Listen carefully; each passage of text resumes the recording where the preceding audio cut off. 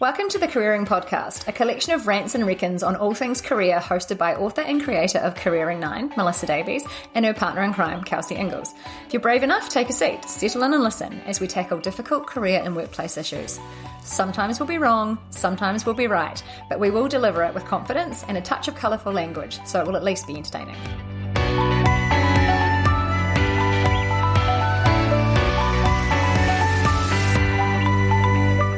Welcome back to the Careering Podcast with me, Melissa Davies, and my partner in crime, Kelsey Ingalls. Thank you for coming back and listening to us. We do appreciate it. Hello, Kelsey. Kia ora. How are you? I am splendid because the sun is shining and it's above 21 degrees. So, just a bit different from Wednesday this week then. What, when it snowed? Far out. I had to message Melissa earlier the week and go, hi, New Cantabrian here. Is it normal for it to snow this much in Cat Christchurch? And she was like, no, this is real weird. And I was like, good, because my tiny little car is not prepared for this much snow.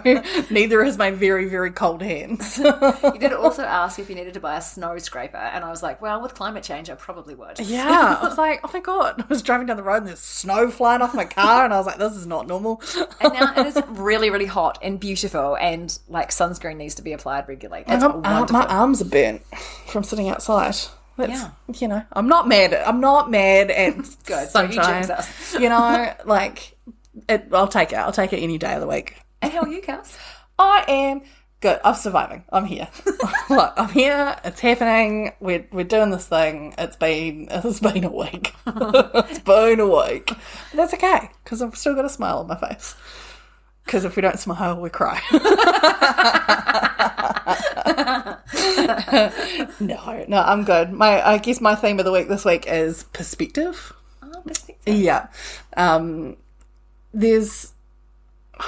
don't know about you, but I love a bit of drama. And sometimes I just get sucked into other people's drama when I just don't need to be. Have you met my family?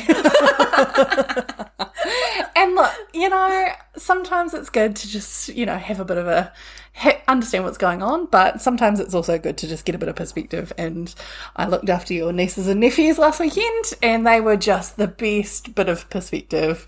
And I may have taken them to a nature, go and have a look around, you know, the ducks and feed all the animals, and I may have traumatised the 4-year-old, and so that just gave me a bit of perspective that at least I'm not a 4-year-old that's now terrified of ducks. So that's my theme of the week. What's your theme of the week? My theme of the week is all about just a reminder to do more shit that you love, and it came about from watching the Black Ferns kick ass in the opening games of the Rugby World Cup. And they're just amazing athletes, and they were incredible. Yeah, they were epic to watch. And the way they play as a team, the way the sportspersonship on the field, off the field, the energy, the poi in the crowd were incredible. The haka was amazing. But it just reminded me that when you play a sport that you love, or you do something that you love, whether it's your job or not, the glow up that you get from that is incredible. And I just think we can often get caught up in doing the should shit when we should just do more shit that we love. Yeah. Man, the vibe that you get when you're in that zone as well, like it's so good for your heart. Like it's just good for your soul. Yeah. And even if it is just watching the game and just being a part of something, like it's that perspective stuff as well, right? Yeah. Being part of something bigger than you and actually this is an amazing moment for our country, that our amazing wahine are out there doing this incredible mahi and kicking ass at it as well. Yeah. Like it's fucking cool. And because not only are they great rugby players, they look like they're having the best time. Right? Yeah. They look like they're just like grateful and just happy and just having the time of their fucking lives. And that is what, like, that's just the dream, right? Like doing the job that you love and being so excited to be there. And also, you know, and I'm sure this isn't any motivator for any of the Black Ferns, but what they also do is become amazing role models for young Kiwi kids. Yeah. Like, I love the fact that my nieces and nephews are watching the game and they're seeing people like Stacey Fluler who can fang that pass and sidestep. Like, she is such a machine. Ruby Tui's like amping up the crowd, scoring in the corner. Like, there's these athletes on the paddock who are just incredibly talented, and these little kids with, you know, their big eyes watching them. That's their role models, and they're awesome off the field. Like, there was this really cool picture on Insta this morning where the crowd is nearly all gone. There's a small handful of people. The players are all back in the shed, apart from Ruby Tui. She's still out there signing things, taking photos with the crowd. Oh, amazing. And I'm like, I just love that. Like, that's epic. And it's just amazing that, you know, we're now in a point in our sporting journey as a country where this is the Saturday night lead rugby game. Like, this is the thing that everyone is sitting down with their family to watch. Yeah. It's fucking cool. And what's really interesting is, you know, don't get me wrong, I love the All Blacks, but watching the Black Ferns and how much they play with so much passion and fire in their bellies. Yeah. I think the All Blacks are a really disciplined, professional team. I tell you what, like, I think I would rather watch the Black Ferns. Yeah. Like, their fire is and their incredible. excitement and just their drive. It's something that you don't get when you watch an All Blacks game, like the last few that have been on. Yeah. I mean, we won't talk about those. No. Anyway. But actually, we probably should, because it's a good segue to the theme of the week, which is about failure. Yeah, it's a great segue, actually. Because somehow the All Blacks did manage to end up on top of the Rugby Championship, having lost some games, which, I mean, sport's a really cool way of learning how to fail. I think it's how a lot of us learn how to fail as children, right? Like, it's set up as a safe environment to learn how to fail. Yeah, and I guess that's what's, you know, where the research shows confidence can come from. Like, there was, when I first started with careering, there was this great article that talked about trying to understand why risk profiles are different between men and women, typically in board environments, and then at an executive level, why our confidence levels look different. And they had some quite compelling data that showed that sport plays a really big role in building your level of confidence and risk-taking. And it kind of makes sense to me, yeah. Because you learn to win, you learn to lose, you learn to... Especially in, like, team sports, right? Like, it's not just you that is the one fucking up and failing, right? Yeah. Like, it's everybody together. Yeah. And you win or lose together. Yeah. And so you learn it's okay. The world does not stop turning. Yeah. Yeah. And so, so they were showing that women often drop out of sport when they hit puberty, because obviously our bodies change, and maybe, you know, we physically aren't as strong in the areas we were previously. Yeah. Our skill set shifts, whatever. Or we just choose not to because we feel self-conscious. Yeah, I gave up swimming. That was my one. Yeah. And I always regret it. Yeah. We become so body conscious because you stand there in the starting block and your talk's going, everyone's looking at me. No one is looking at you. But in your head, everybody is looking at you. And after, if you listen to last week's episode, you know even more why I was more conscious of it. Yeah. And so, swimming was I'm going to ditch that. But then I just threw myself into netball and ended up playing in multiple teams and coaching and umpiring and doing all of the things.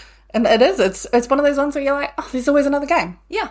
You just give it another go the next time. Yeah, but in business, if you make a mistake or you fail, like... Then the world is ending. The world is ending, you know? And I am the worst person and I'm going to get fired. Yeah, right. You personalise it and it does. It feels like a really big deal. Yet, in a sporting environment, whether you're playing, you know, under 8s hockey or under 21 rep netball, like, you go, we lost. Yeah. Some lessons to learn. We can work on our skills. We can improve, and we'll but the other team was better, and that is what it is. You don't sit there and go, "Oh my god, I'm a burden to society. I can't possibly show my face in the office tomorrow." Like, you don't think like that, right? Like, it's weird how we intensify it. Do you think it's because it's a potentially a lack of competition, where it's you just fighting against yourself, that we make it so much more personal because of that? Yeah, it'd be interesting to compare what the psyche is of tennis players. I always think about how like individual sports. I think the mental game in any individual sport versus a team sport. Yeah, totally different. Yeah. But I'm interested, Kels, in terms of failures. Oh God, let's continue with our confessional. The podcast. It's getting real cathartic at the moment, eh?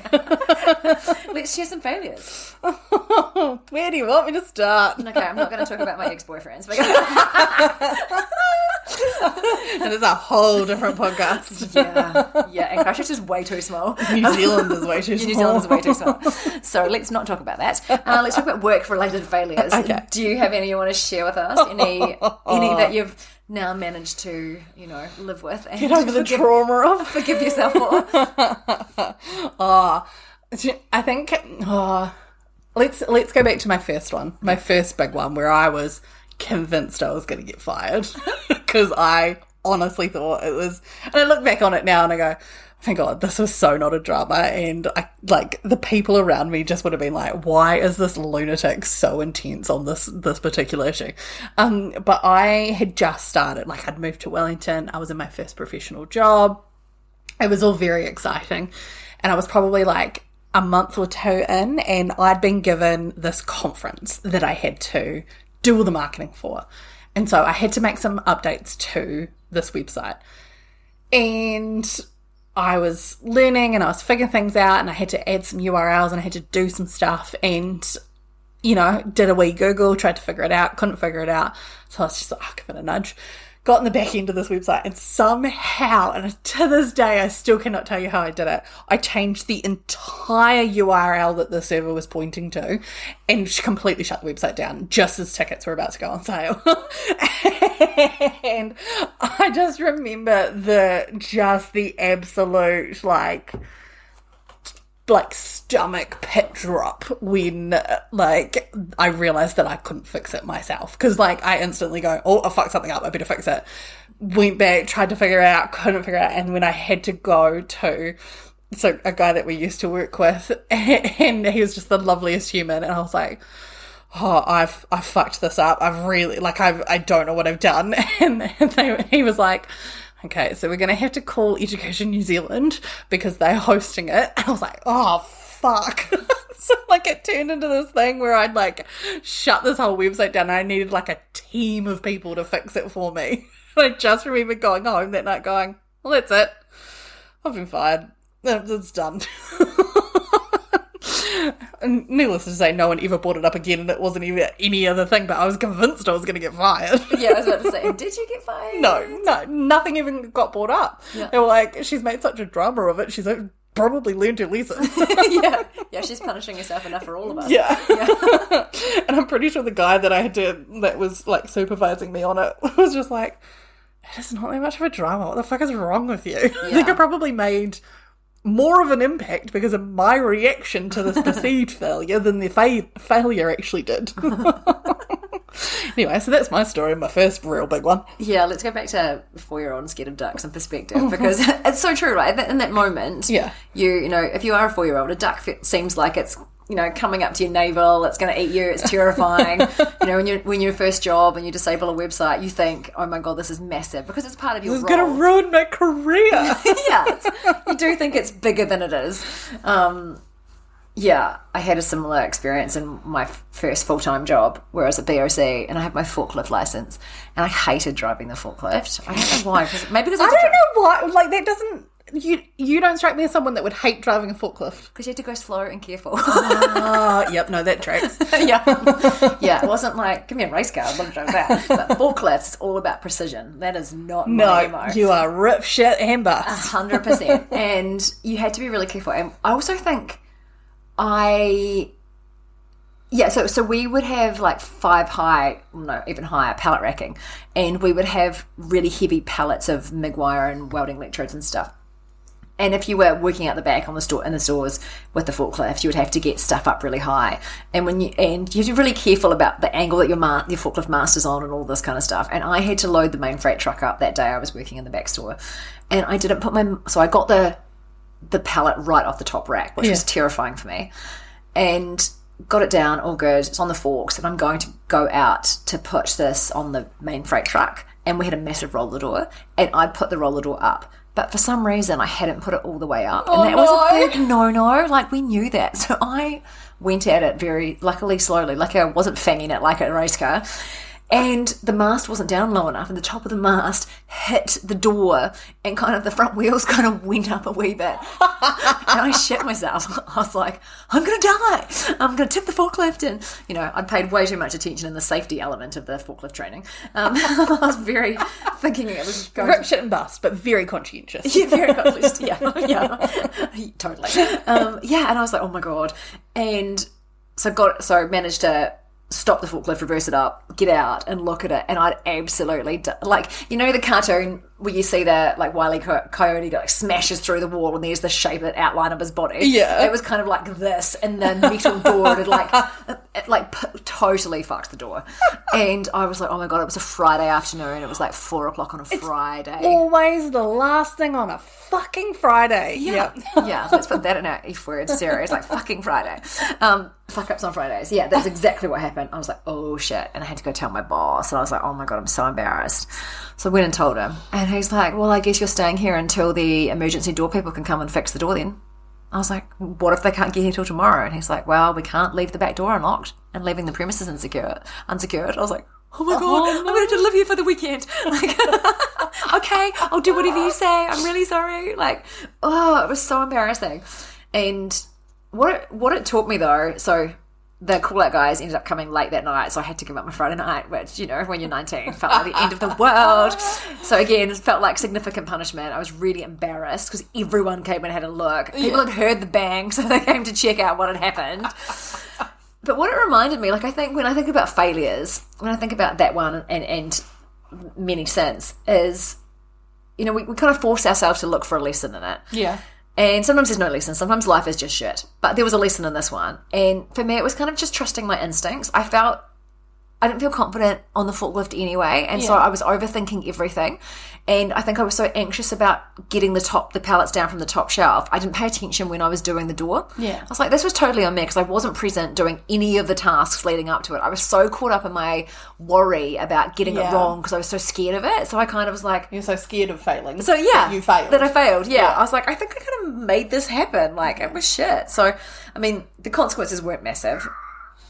If you can hear a weird noise in the background, it is a ginger cat who's decided to wake up from his nap. So apologies for any meowing you may hear. He's a grumpy old man. He's making sure his presence is felt. But I guess what's the difference in your mind between, like, is there a difference between a failure and a fuck up? Yeah, I think in my mind, a fuck up is shit that just happens. Yeah. A failure, like, oops. A failure is aiming for a target and you miss completely. Right. So it's kind of like we had some intentionality around it. Yeah. When I was thinking about that, I was like, failures and fuck ups. I was like, man, we fuck up every day. Like, all the time. Yeah, yeah, me too. And I'm fine with that. Like, that's just a normal part of the human experience. Yeah. Whereas failures for me are kind of when you've had an intention of a win. Yeah. And you haven't got the win. Yeah. And... yeah, it was interesting too because the two things we've described are more fuck ups than failures. Yeah, I was thinking that. I was like, I was trying to think about what's a grand failure. I'm thinking, I have this real lens of the world, which is it's all just experimental anyway. Yeah. And so I actually struggled to think of failures. Going, I've made lots of fuck ups. I've done lots of things wrong, like 100%. But when I think back on my life and go, what are my big failures? Yeah. I actually really struggled. And you know, one of the examples I was thinking about was. One of my first startups was here in Otautahi after the earthquakes. I just moved back from Sydney and started a business, mainly because I didn't want to be that person with an MBA working for large corporates that had never got their hands dirty and actually started a business. Yeah, fair. Like, all the advice in the world, but never done it. Yeah. And saw an opportunity, so decided to create a business. And arguably, on the outside, you could say that it failed because it hit every success metric and then I just lost interest and moved to Wellington. Yeah. So from the outside, everyone's like, well, what happened to that business? Did you sell it? Did you do this? I'm like, no, it just shut it down. And it wasn't ever going to be enough to employ people full-time. Yeah. And it was not my passion. Yeah. And so you were just giving something a go. Yeah, and I was like, actually, that's probably why for me, I don't view any of those things as failures. I'm just trying something different. Yeah, it was just experimentation. It was a learning experience for me. I was listening to a podcast the other day and they were talking about creative projects. Yeah. Because for me, I often get that perfectionist thing of I don't want to start something in case it fails. Yeah. And it takes me ages. So like the only reason we're here today doing this is because you were like, let's just do it and see how we go, right? Because I was like, no, we need to have a plan and we need to do this and we need to because I was like, I don't want it to fail. And so, if you hadn't have pushed it, I don't think I would have got to that place. But I was listening to this podcast and they were talking about how Donald Glover's creative project under the name Childish Gambino, he talked about how that Childish Gambino will never come back because it was a moment in time, it was a creative project, he'd just done this thing for that amount of time. And you have to know when to shut something down and it's not actually a failure. Mm-hmm. And actually knowing how to end something is actually a success over seeing it outwardly as a failure. But somehow we've, as a society, set this thing up that if we're not pursuing it for years and just beating a dead horse, then it's a failure. Yeah. And so he was talking about how, even his TV show Atlanta, it's 3 seasons. That's it. Because it's a creative project that is set up that way, where our whole capitalist mentality has been make it long term, make as much money, keep going. Make it bigger year on year, better, more profitable. Bigger, grow. Yeah. And if you're not doing that, it's a failure. Yeah. And just hearing that, I was going, it just really reframed what failure actually meant to me, and going, actually, no, I can just do something and do 2 or 3 things on it, and then I can just let it go. Yeah. And that's actually my choice. Yeah. And fuck what everyone else thinks. Yeah. It doesn't matter if they see it as a failure or not. It's not a failure to me because I tried something new. Yeah. And it just, it was one of those click moments in my brain where I was like, that totally reframed it. That you can do something and make a choice to it only being a certain thing for a certain period of time.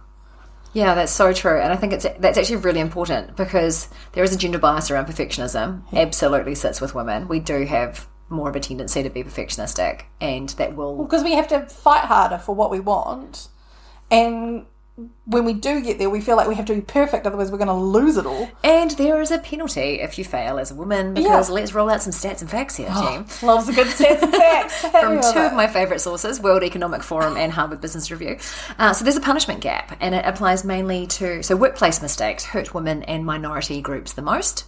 Yep. Even when the outcome is the same. So let's think about doctors, when doctors make mistakes. So the outcome could be... I love that you've just gone to the one that makes when they make a failure with it's definitely a failure, not a fuck up. When they make a fatal mistake. Yeah. But tish, play on words. Oh, Jesus. I know. Should have put wine in my cup. We'll move on from that. Loves a dad joke. So what they were saying though is, okay, I'll come to that. I'm going to build some suspense. Okay. Give me a story arc. You know I love me a suspenseful story arc. Let's talk about financial advisors. It's very different. Yeah, go. So misconduct in the financial advice space, so giving shitty advice, insider trading, any of those things. Mm-hmm. Women are 20% more likely to be fired if they do that than a man. So the fuck up's the same. I love how my response now is just laughing. I'm just like, yeah, that makes sense. Yeah. I can't be more disappointed. I'm already at the bottom. I'm at max disappointment with the world. Yeah, I'm just like, look, there's nothing you can say will surprise me anymore. Go, yep, what's next? Okay, let's go back to the dead people. That surprised me. I just took a step, wrong time. Yeah, so when doctors make mistakes, so surgeons. So if a female surgeon loses a patient, there's actually a 34% drop in future referrals for her services.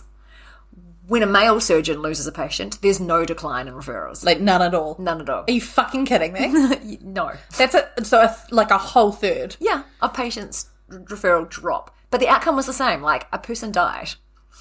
But the women are the ones that see the implications of that. Yeah, so there is actually a punishment gap, and so obviously, I purposely picked emotive topics. I'm definitely feeling some emotions. There were some other examples that were less compelling to listen to and talk about.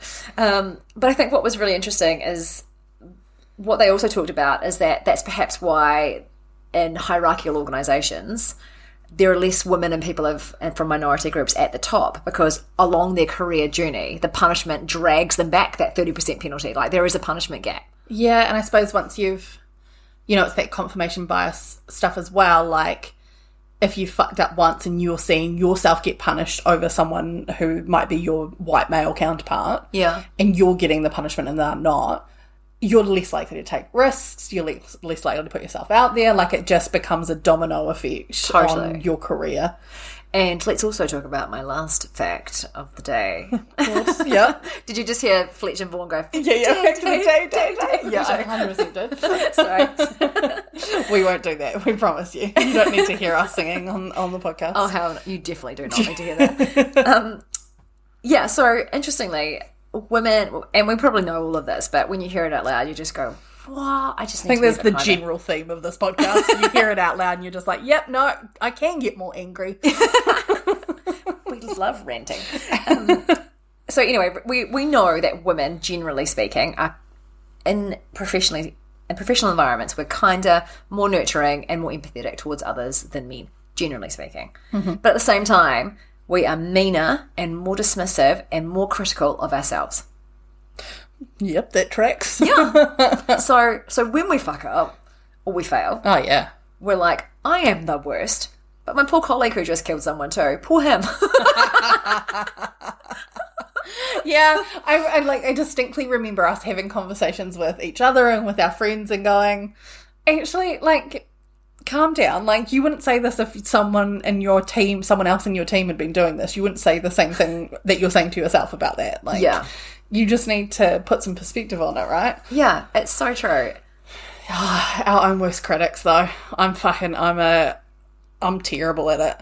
Yeah. I've had to learn how to, you know, at my worst, like, anxious moments, I've really had to focus, especially over the last year, in training myself to not verbalize or put that on people. So, like, me going, I fucked that up. Like, I've really fucked that up. I shouldn't have done that. I shouldn't have said that. I got into this really bad habit of almost like checking, almost like putting it out there to someone and going, I'm so sorry that this happened, almost wanting them to come back and go, no, it's okay. So externalizing my, like, need for someone to, like, say, no, it was actually fine, or, like, the control of it. And I was just like, now I have been really working on not sending that message or not saying, I'm so sorry. You made your innie and outie. I've been trying to control my outie. So just the visuals of that, it's just real gross. I don't like it. Why did you have to go there? You should see the smile on Melissa's face. You weirdo. You've been wonderfully self-deprecating again, and I was like, stop beating yourself up. I'm just going to tease you. Welcome to how Melissa and Kelsey's relationship works. But no, it is something that you, like, I have had to learn this year to go, actually, this is your brain. Don't make it someone else's problem. Yeah, the world is not ending because a duck is chasing you. Like, yeah, exactly. And the other person doesn't care. Yeah. And even if they do care, it is their responsibility to tell you that. Yeah, I actually read this awesome thing around relationship boundaries and expectations. So totally different lens of things, but I think about how applicable it is in a work environment, which is, this lady was saying she only places meaning on people's words when they actually articulate how they're feeling. Yeah. So if someone says to her, it's fine, she believes them now. Yeah. Rather than going, oh, they said it was fine, but actually I don't believe them because they said it in a clipped tone. Yeah. Now she's like, unless they say to me, I'm not happy with this, or can we work on this more, or I didn't like how this went down. Yeah. She goes, unless they tell me, I trust them that they're big enough and ugly enough to tell me their truth, and I can't actually... It's not my responsibility to read between the lines if they are not able to verbalise it themselves. Yeah, totally. Yeah. So I really like that. And I thought, you know, when we ourselves make a failure, often the failure doesn't often impact others, or it might in an inconsequential way, but it's the narrative we tell ourselves that actually makes it seem monumental. I'm real fucking good at a story, mate. I'm real fucking good at a story. Oh, I could tell you all sorts of different ways that people fucking hate me. And they've probably got no idea, but I'm really good at it. Yeah, and I think an inner critic is the worst. So when it comes to failures and fuck-ups, like... I've called mine Chelsea. And Chelsea. Yeah, Chelsea's my inner critic, and she's a fucking bitch. She's fucking awful. But I've had to name her so that I can actually go, no, shh, Chelsea, you've been a pain in my ass. Cut it out. Yeah. Because otherwise it can take over. It can be Totally. horrific. And especially in new or high-risk environments. Oh, totally. Yeah. Yeah.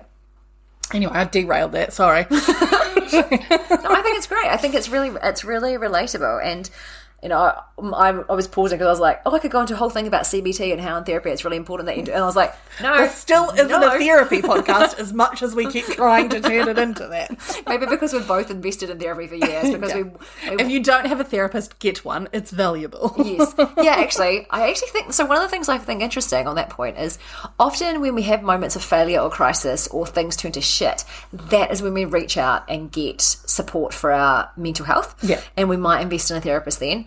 I have a really different take on that, which is... It's like going to the gym, right? Yeah, or like it's mental fitness. Yeah, it is like you know, instead of... Because I think also in New Zealand, we've got a pretty bad relationship with our physical health and our doctors as well. Yes. So we only go to the doctors when we get really sick. Yes. Rather than doing regular check-ins. Yes. And it's like, we need to be doing... Warranted fitness is for our bodies and for our minds and for our souls. 100%. Because our brains, especially at the moment, like in this day and age, take on way more information than we're capable of processing. 35,000 decisions a day we make. Oh, that makes me feel tired. It's not all conscious decisions. Some of that are subconscious or unconscious decisions. Yeah. Yeah, but that's still, fuck man, that sounds exhausting. Yeah. And then you add just like the amount of information that we take on at work or, you know, even just like scrolling on TikTok, the information that we're processing. Hence I don't scroll on TikTok. You are do the it. TikToker. You just wait for 2 weeks and let it end up on Instagram Reels. Or you, like my an friend, adult. My friends send me the good ones. I just outsource it to people that are way more capable than me, and I just get the cream of the crop. I just send you the ones that I'm going, lol, me. Yeah. What were you talking about? Totally just derailed it again. Therapy. Invest in your mental health. It's worth it. It's definitely... It's really good to have it there in a crisis, though, and when something is going wrong. Like, I was just thinking through the difference between failures and fuck-ups for me. And, like, I've got a scale of fuck-ups. But they're ones that I'm like, I learned something from it and I'm moving forward. The failures, I think I'm in the same boat as you as going, it's not necessarily a failure, it's just redirected my life in a way that I didn't intend it to go. It's all just part of this crazy thing we call life. Yeah, I think, but the one thing that I think of as a failure, especially career-wise, was probably when I left the job that we met at and left too early and and made a panic decision, and it was a wrong decision.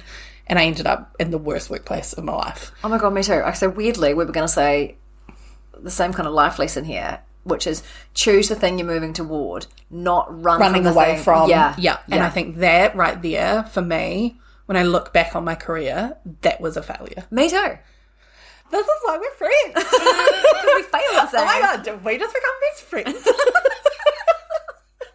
We have lost the plot this afternoon. But it's true. Like, it honestly, it was a failure because I made a move out of fear rather than making a choice to make my life better. Yeah, and an away from orientation. You were like, not this. Yeah. And so you just take what's coming at you rather than being selective about choosing that. Yeah. And I was in panic rather than in conscious choice. Me too. And I ended up in a role where I got made redundant 7 months later. And this is the same. Yeah, I know. That's why I knew the story you were going to tell. I was like, we're literally using the same story here, but different experiences. But same thing. We both just went, not this. Okay, that looks good. Yeah. Let's go for it. That'll save me from this situation. Yeah, so we weren't intentional. We didn't sort of lean in and follow our North Star. We just kind of went, I'm done with this thing. Yeah. And so you're kind of being reactive and choosing to move away from where you are. Yeah. And then you move into something that you're not fully aligned with, and then it just turns to shit. And we both got made redundant. I remember that conversation. You and I met in Mexico and Wellington. I messaged you and I was like, are you free? And you were like, yes, Mexico.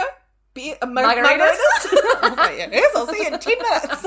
I just walked out of the office. I was like, I'm not going back. Yeah, I was like, I've got a meeting. It was great. We just sat there and drank for the afternoon. We had coconut margaritas. It was great. And carafes. Okay, we need to do that again. Let's not do it because not one because of us of is failures, getting, though. Yeah, not because one of us is getting made redundant. Please don't. Yeah. Yeah, but I was like, I can understand, I can empathise. Yeah. Because I went through a similar situation. And I'm pretty sure my advice to you was just be in this moment for now and don't worry about what next. I think, honestly, I was so grateful having you in that moment because you had gone through it, because I felt like the world was ending. Yeah. And... Oh, yeah, and I was like, I've made redundant 3 times. Yeah. Like, it's fine. And it was the perspective that I needed at that moment where I went, look, it's going to be shit for a while and I'll figure it out. But it just, because the whole situation had made it feel like a personal failure. Yeah, there was as other, well. you had some other toxic shit happen in that workplace. But it was so, again, it's that theme of perspective of going, actually, you'll get through this, but looking back on it now, it's a failure for a different reason to what I thought in the moment. Yeah, totally. Yeah.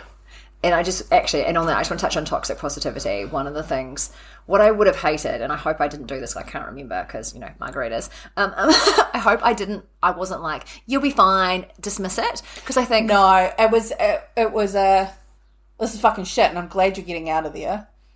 But, like, you'll find something else. Yeah. You'll be okay. I know it doesn't feel like this at the moment, but you will be okay. Yeah. And it wasn't dismissive, it was perspective. Okay. And I think there's two different approaches there. Yeah, cool. Okay, that's good. Because I think one of the notes I'd made, and we probably should do a whole episode on toxic positivity because I get real ranty about it. Oh, because sometimes things are just fucking shit. Exactly. And it's okay. It's okay. Like, it's okay to just be like, I'm having a really shit day and everything's shit. Yeah. And that's okay. Yeah. Just don't carry that on for 365 days. No, when it becomes your personality, then you might have a problem. Yeah, totally.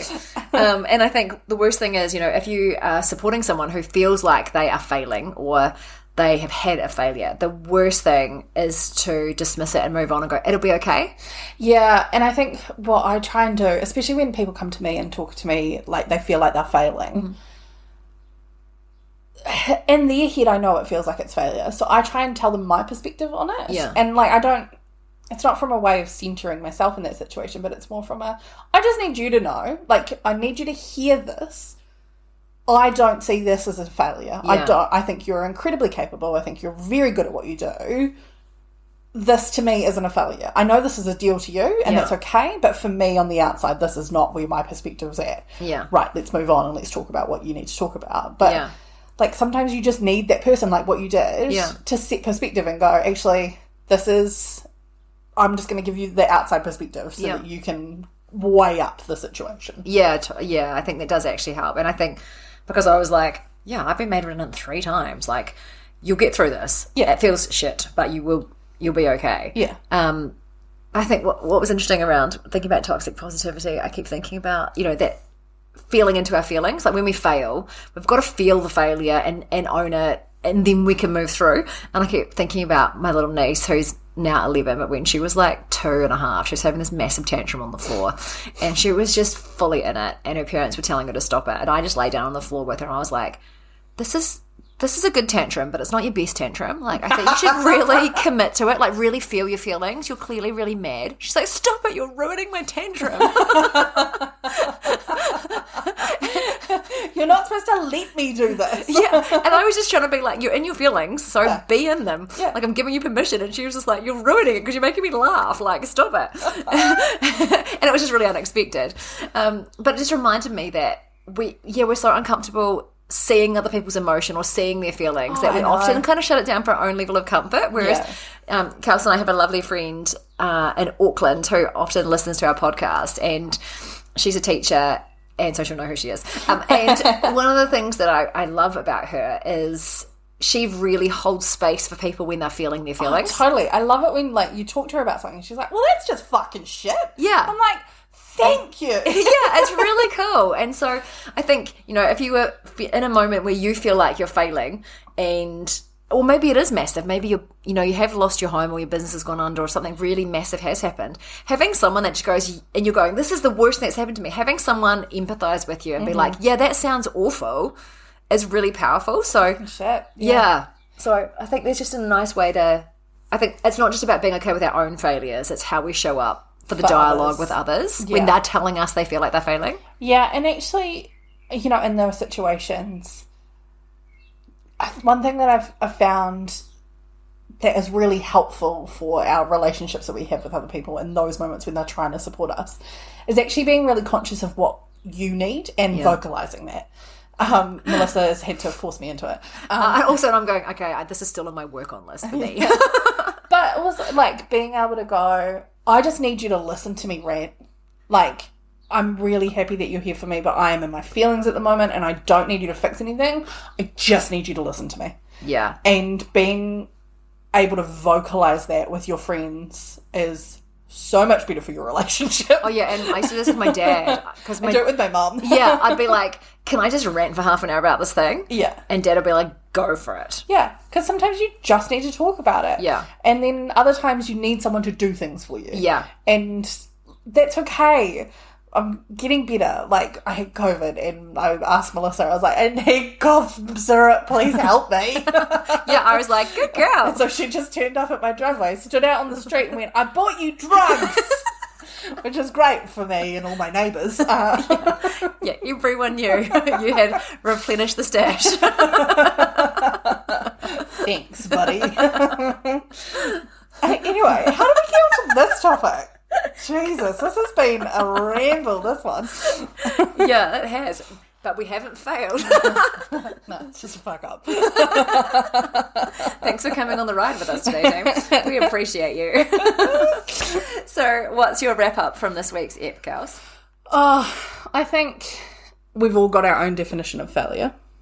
And we all need to be conscious that failure doesn't have to be something that defines our lives. And I think we all just need to get really good at fucking up and actually being okay with others fucking up too. I think for me, a lot of us don't know how to handle it when other people fuck up.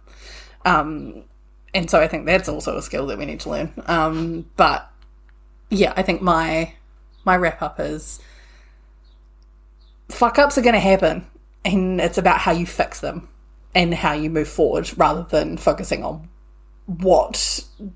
punishing it, or punishing yourself or punishing others for it. That's my wrap up. Nice.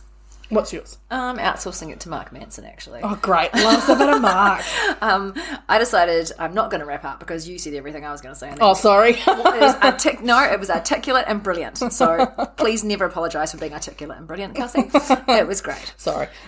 Kelsey! Lol.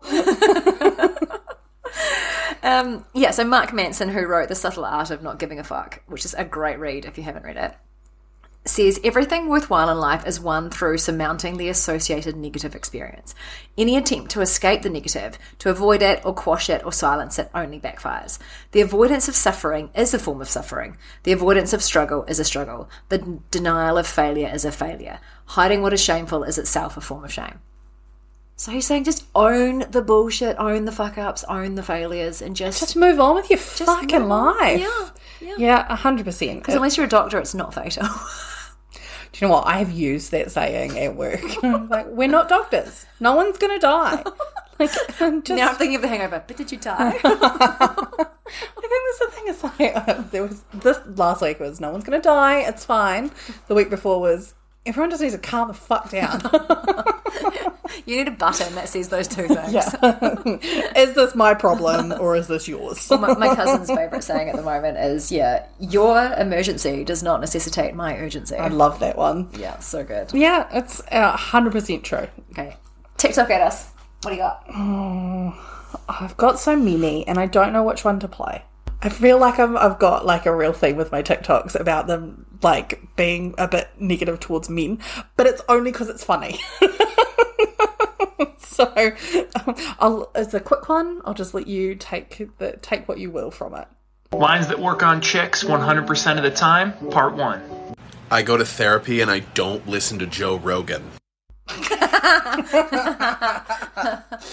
Yeah, everyone would swipe right on that. Yeah. I just thought it was funny. Right, what's your tweet of the week? So my tweet of the week is by a guy called Ben Conarck. And he says, my 89-year-old grandmother, who was isolated at home in CT, which must be placed, CT? State? Somewhere in the US. Somewhere? Just told me she reads the replies to my tweets and then investigates the profiles of people who leave read replies. So don't be mean to me or my grandma will judge you. I love that. That's like next level support. Yeah, go grandma. Amazing. Thank you again for listening in. We do release our episodes regularly wherever you get your podcast. So please remember to subscribe, rate us 5 stars if you dare, and like us on all the channels. We do share content on Insta most regularly, but we are on Facebook, Twitter, and TikTok. We love questions, stories, and topic ideas, so send them our way. So until next time, get out there, back yourself, and fail.